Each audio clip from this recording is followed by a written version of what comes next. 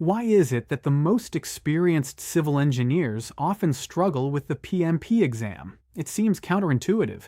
You've managed multi-million-dollar sites, you know how to move dirt and pour concrete, yet the executing domain becomes a stumbling block. The reason is what we call the executing trap. Executing is the heavy hitter of any project. It consumes the lion's share of your budget, your physical resources, and your schedule. Because the stakes are so high, your field instinct is to react. When a pipe bursts or a crane fails, your gut tells you to fix it immediately and push that critical path forward at all costs. However, PMI logic operates differently. In the world of professional project management, acting without process is a trap. The exam requires a mindset shift. You must never act without first analyzing the impact on your project baseline. This means documenting variances and following the agreed-upon plan, rather than just winging it to stay on schedule. This foundational shift, from being a reactive fixer to a disciplined manager, is what separates a site foreman from a chartered engineer. Understanding this distinction is the first step in mastering the engine that drives a project toward completion. Think of project execution not as a straight line, but as a high RPM engine with 10 concurrent cylinders firing at once. Many beginners make the mistake of thinking project management happens in a neat sequential order. In reality, you are simultaneously directing physical work, managing diverse groups of people, and keeping a hawk eye on triggered risks. It is a state of constant, synchronized motion. The engine of execution produces two vital outputs that you must distinguish. First, there are the deliverables, the actual physical infrastructure you are building. Second, and equally important for the exam, is the work performance data. This data is the raw analytical output that tells you what is actually happening on the ground. Furthermore, you must understand the loopback mechanism. If a change is needed, execution doesn't just veer off course, it triggers a loopback to integrated change control. The executing process group is where your project management plan finally turns into reality, and as we move forward, we will look at how we mine both dirt and data to keep this engine running. When you are on a construction site, you are actually mining two things at the same time: physical infrastructure and intellectual capital. This involves two key processes: directing and managing project work and managing project knowledge. Directing the work is the doing phase, leading the team to create deliverables and implementing the changes that have been officially approved. This is where your work performance data is born. But what about the manage project knowledge process? This is where many engineers miss points. Knowledge comes in two flavors: explicit and tacit. Explicit knowledge is easy. It's codified in your blueprints, manuals, and reports. Tacit knowledge is the tricky part. It consists of personal beliefs, field experience, and those gut feelings that veteran engineers have. You cannot simply download tacit knowledge. It requires an atmosphere of trust to be shared effectively among the team. As a manager, your job is to ensure that the lessons from the dirt are extracted and shared so the wider organization benefits. Next, let's look at a scenario that tests your ability to choose process over instinct. Let's put your instincts to the test with a realistic scenario.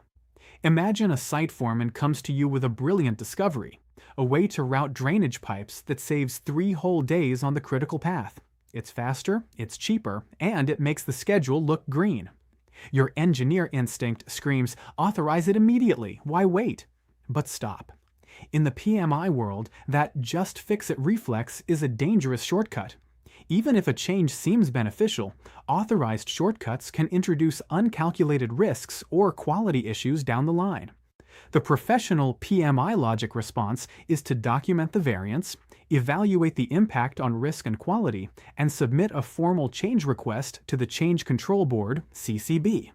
You are the guardian of the project's integrity. If you bypass the process for a quick win, you lose control of the baseline. This discipline of following the process, even when a shortcut looks tempting, is a recurring theme in the quality management processes we are about to discuss. One of the most frequent areas of confusion on the exam is the difference between manage quality and control quality. Think of it this way: assurance versus inspection. Manage quality, often called quality assurance, is an executing process. It focuses entirely on the asterisk process. Are we following the right standards? Are we using design for X to prevent defects before they even happen? This is the work of everyone on the team, involving root cause analysis and quality audits to optimize how we work. On the flip side, control quality is a monitoring and controlling process. It focuses on the asterisk deliverables. This is where you use your calipers and magnifying glasses to inspect the final physical outputs. The goal here is to catch defects before the customer sees them. Here is your exam anchor. Manage quality builds confidence that your processes are capable of producing a good result. Control quality measures whether the product actually complies with the specs.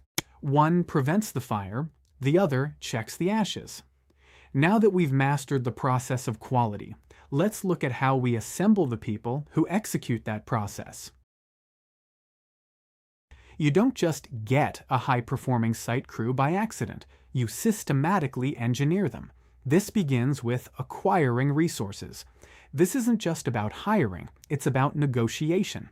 You'll often find yourself negotiating with functional managers to secure the specific personnel and physical materials you need for success. Once you have your people, you move into develop team. To understand team development, you must master the Tuckman ladder. Teams move through 5 stages: forming, where they meet; storming, where conflict arises as they find their footing; norming, where they begin to work together; performing, where they reach peak efficiency; and finally, adjourning, when the project ends. Your goal is to improve team competencies and interaction to push them toward that performing stage as quickly as possible. It is a deliberate, proactive process. But what happens when the storming phase gets out of hand? That's where the manage team process comes into play. If developing the team is about building their skills, managing the team is about keeping them on track. This involves tracking individual performance, providing constant feedback, and, most importantly, resolving issues. In complex infrastructure projects, conflict isn't just a possibility, it's inevitable. But here is the PMI secret: conflict is not a failure of management. Unresolved or avoided conflict is the real failure. As a project manager, you must adapt your leadership style based on your team's willingness and ability. When disputes arise, you must address them early and directly. PMI heavily favors collaborative, problem-solving approaches over forcing a solution. If you leave issues unresolved, they will eventually generate change requests, perhaps to replace uncooperative personnel or to alter schedules due to low morale. In the next slide, we'll look at a specific reflex you need to suppress when these team conflicts reach a boiling point. Imagine a heated scene on your site. 2 lead structural engineers are arguing aggressively over the load tolerance of a newly poured wall. It's technical, it's intense, and it feels like it's above your pay grade.